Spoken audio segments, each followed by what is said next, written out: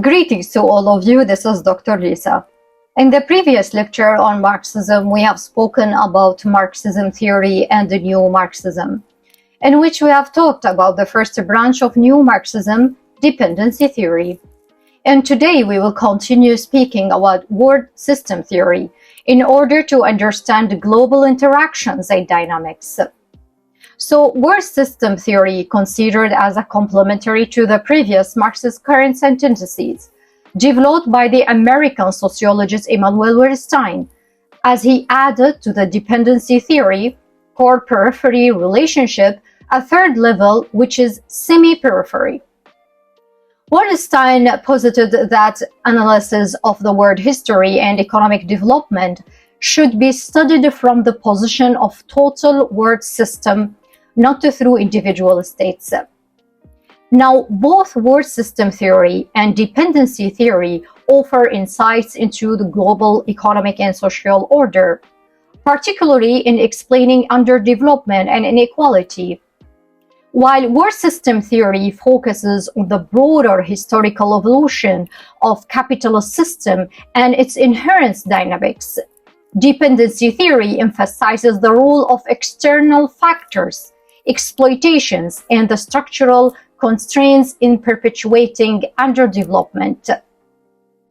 Why do we need word system theory in international relations? Because in a world characterized by interconnectedness and interdependence, the study of how nations, economies, and societies interact on a global scale has never been more critical. Imagine a lens that allows you to view the intricate web of relationships that shape the modern world, a lens that unveils the forces driving of rise and fall of nations, the flow of resources, and the presence of inequality. Word system theory is precisely that lens, offering us a unique perspective on the evolution of the global society. At its core, word system theory examines beyond national borders and delve into underlying structure that govern the international landscape. It invites us to question how wealth and power are distributed, why certain nations thrive while others struggle, and how historical legacies continue to influence our present reality. Throughout history, societies have interconnected through trade, conquest, migration, and cultural exchange. Word system theory, however, takes this interconnectedness a step further, proposing that the world functions as a single, interacted economic system, characterized by a hierarchy of nations. This hierarchy consists of core, semi-periphery, and periphery nations. Each nation plays a distinct role in shaping the global economy. To comprehend Wallerstein word system theory, we must first grasp the historical backdrop in which it emerged. By the end of the Second World War and the decolonization phase during the 1960s, rapid technological advancement and the intensifying global interactions, all these changes has promoted scholars like Immanuel Wallerstein to question conventional explanation of the international relations and introduce a more holistic perspective. Thus, in 1970, Wallerstein developed the word system theory by making the analysis more comprehensive, where he examined the word system in various contradictory regions of the world in different periods of time, in order to reveal the real reasons that led to uneven development in the word system. As Wallerstein believes that it is the nature of the word system that creates this kind of inequality in the world. So Immanuel Wallerstein has felt that dependency theorists have limited their study to analyzing societies of Latin America. He saw that this type of analysis of individual societies didn't help to address the problem properly. So he attempted to develop a theory that explained the dynamics of the capitalist world economy. Now let's explore some of Immanuel Wallerstein's works on word system theory, where he wrote several influential books that outlined and explained upon the key ideas of his theory. Here are some of his main books on world system theory along with their basic ideas. First one, titled The Modern World System, Capitalist Agriculture and Origins of the European World Economy in the 16th Century, published in 1974. This book is the first volume of Wallerstein's monumental work on the modern world system. He argues that the emergence of capitalism was closely linked to the expansion of the world economy. He identifies a core periphery structure where core countries, which are wealthy and industrialized, exploit periphery countries, which have resources suppliers, to maintain their economic dominance. Second book is titled Utopistic or Historical Choices of the 21st Century, published in 1998. In this work, Wallerstein explores possibility scenarios for the future of the world system. He discusses the challenges and the choices that nations and societies will face in the 21st century, including the potential of systematic transformation or reform. Third book I'm going to speak about, published in 2004, titled World Systems Analysis and Introduction. Will this book provide an overview of world system theory, explaining its key concepts and methods. Wallerstein outlines the historical development of the theory and its applications to understanding the global economic and political structures. So, what is world system theory? This theory offers a comprehensive understanding of the global order and how it shapes the relationship between countries and regions. According to Wallerstein, the global economy can be understood as a single integrated system on the world system that is divided into core, semi-periphery, and periphery.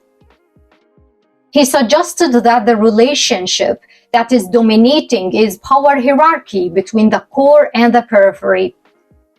The core consists of the most advanced and industrialized nations, wielding significant economic and political power. Core areas that are characterized by relatively high wages, advanced technology, and diversified production, mix including mass market industries and sophisticated agriculture. For example, the United States, Western Europe countries, and Japan. These are all considered as core countries, as they dominate the global economy, set trades, and have advanced technologies and political power. The semi-periphery includes countries with moderate industrializations and influence, often serving as an intermediaries between the core and periphery. Semi-peripheral areas that are economically mixed, including some core features and some peripheral ones. To quote from Wallerstein's work, the semi-periphery is needed to make the capitalist world economy run smoothly. Otherwise, the world system would be too polarized to retain its political stability. So Immanuel Wallerstein has added the term semi-periphery to his theory because he found that the world system can't function in conditions of strained relations between the core and periphery. It needs another structure, which is the semi-periphery. Countries like India, China, Brazil, and in the recent years Iran and Turkey represent examples of semi-peripheral countries, as they have growing economies and global influence, but still facing challenges associated with their own development. Third one is the periphery countries.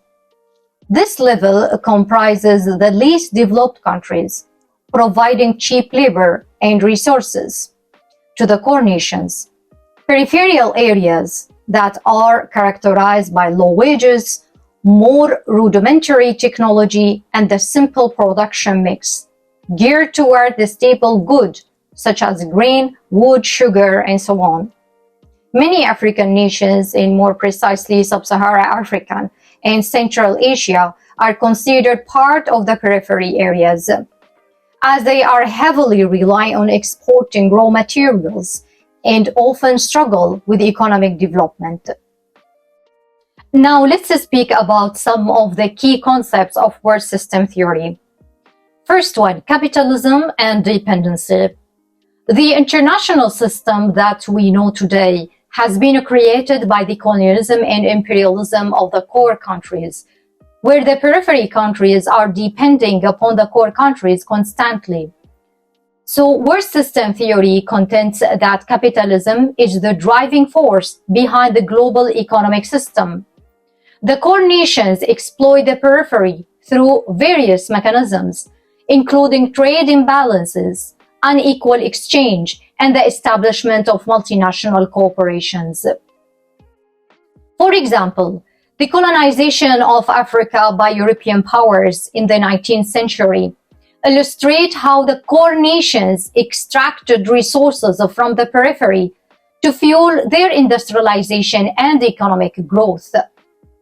Let's watch this speech for the former Libyan President Muammar Gaddafi speaking about this issue. تعرفوا البيبسي كولا؟ utilisé en Afrique. Est-ce que vous connaissez le Pepsi Cola? أكيد تعرفوها. Pepsi Cola. تعرفوها. تعرفوا الكوكا كولا؟ Connaissez le Coca-Cola? إيه. Voilà. لما نسألوا البيبسي Quand نسألوا عن البيبسي كولا، كوكا on كولا، se renseigne au sujet du Pepsi Cola يقولوا et هذا du Coca-Cola, على طول يقول هذا مشروب أمريكاني وأوروبي. on nous dit que c'est une boisson américaine ou européenne. وهذا غير صحيح. Ceci n'est pas vrai, الكولا أفريقية. parce que le cola est africain.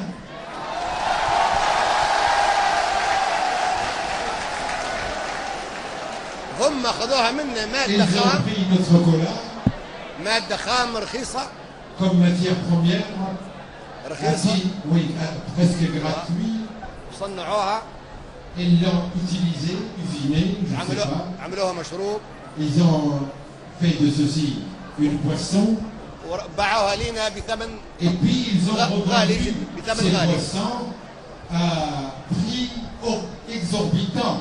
لماذا البيبسي كولا كوكا كولا غالية؟ Pourquoi le Pepsi et le Coca sont chers? لأن هم أخذوا الكولا متاعنا Ils وصنعوها ont وباعوها pris لنا. notre cola, les grains de cola, et ils les ont usinés et puis ils nous ont vendu cette boisson qu'on appelle Coca-Cola ou Pepsi Cola. احنا يجب نصنعها ونبيعها لهم. Nous devons So the export of natural resources such as uranium, gas, diamonds, gold, and others, in addition to the exploitations of cheap labor in these periphery countries, to the core exemplifies this exploitative relationship, capitalism and dependency. Second key theme we are going to speak about is cyclical nature. Wallerstein theory posited that the global economy experiences cyclical phases of expansions and contractions. These cyclicals are influenced by factors such as technological advancements, shift in economic power, and geopolitical changes. They have a direct impact on the distribution of power and resources among core, semi-periphery, and periphery regions. So the wheel of production is working in a cycle way, through which the hegemonic core emerged, dominated the capitalist system, and started to exploit the workers in the core and periphery countries. It's the capitalist system as a whole that lead to inequality in the world. And in the era of capitalist globalization, developed countries in Europe, America, and Britain exploit poor countries in terms of natural resources, cheap labor, and production. Sometimes working conditions may resemble slavery to produce lavish products to the core countries in US and Europe. Let me give you an example from Bangladesh about that, where in 2013 a sewing factory, Rana Plaza, collapsed, resulting more than 3,000 dead because of the bad infrastructures. Where this incident has spot the light on the bad and dangerous working conditions of production offered by the multinational garment brands. Same goes for India. In 2011, the Center for Research on Multinational Corporations and the Indian Committee of Netherlands conducted a report titled Made in India, in which have disclosed that a large number of the American and European garments, brands and textile industry are making workers in Tamil Nadu area suffer from exploitative working conditions, such as the child labor, restricted freedom of movement, and more importantly, employment schemes that amount to bonded labor. Third one, dependency and underdevelopment. The theory places significant emphasis on the concept of dependency, where periphery countries become reliant on core nations for investment, technology, and consumption. This interdependence often resulted in unequal exchange, wherein core countries benefit more from periphery nations' resources and labor than they give back in return. This dynamic contributes to the perpetuating of the global inequalities. World system theory highlights how the exploitation of periphery countries perpetuates their underdevelopment. The core nations benefit from the cheap labor and resources of the periphery, hindering the latter capacity for sustainable development. Many periphery countries continue to experience underdevelopment due to historical exploitations and ongoing economic dependencies. Limited access to education, healthcare, and infrastructure impedes their progress toward achieving economic self-sufficiency. World system theory highlights the ongoing relevance of the theoretical framework in understanding the complexities of the global economic system. It offers valuable insights into persistent economic disparities, exploitations, and power dynamics that shape contemporary international relations. It helps us to analyze the dynamics of geopolitical power, struggle between the core nations and emerging powers. The theory emphasizes how the rise of semi-periphery countries can challenge the existing global order and influence international relations. The theory also helps us understand the enduring patterns of inequality, the impact of globalization on different nations, and the potential for transformative change within the world system. For example, the growing economic influence of China is reshaping the dynamics of international relations. China's Belt and Road Initiative, a massive infrastructure and investment project spanning multiple continents, is testament of its expanding economic influence and the potential challenges it poses to the traditional core powers. Having said that, now let's move to see some of the critics of Marxism and New Marxism theory. Where these perspectives offer valuable insights into global politics, they also face significant challenges and limitations. Some of the main criticism include simplifications of complex realities. One common critic of Marxism and New Marxism theories is that they tend to oversimplify the complex realities of international relations. Critics argue that reducing all global phenomenon to economic factors and class struggle overlooks the significance of non-economic drivers of state behavior and the complexities of international interactions. Second one, economic reductionism. Critics contend that both Marxism and New Marxism suffer from economic reductionism, whereby they reduce all social and political phenomena to economic relationships and interests. This reductionist approach may neglect the influence of other factors, such as culture, identity, nationalism, and ideology. Third one, lack of agency. Some critics argue that these theories downplay the role of individual and collective agency in shaping international relations. By focusing on structural determinism, they may overlook the capacity of states and other actors in pursue their own interests and exercise autonomy. Neglecting of non-state actors. Both Marxism and New Marxism tend to focus on the role of states and class struggles, sometimes overlooking the influence of non-state actors such as multinational corporations, NGOs, and transnational social movements, which play significant roles in contemporary global politics. Fifth one, neglecting individual rights and liberties. Critics argue that Marxism and new Marxist perspectives may neglect the importance of individual rights and liberties in favor of a class-based analysis. This has been concerned in discussions about authoritarian regimes that claim to pursue socialist or communist goals. Last one is about the practical challenges. Critics pointed to the difficulties and complexities in implementing a revolutionary transformation to a communist society as envisioned by classical Marxism. The practical challenges of achieving a classless society have raised doubts about the feasibilities of these ideas in real-world context.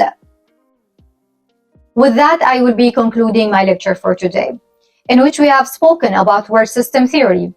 We recognize its transformative impact on our understanding of global relations.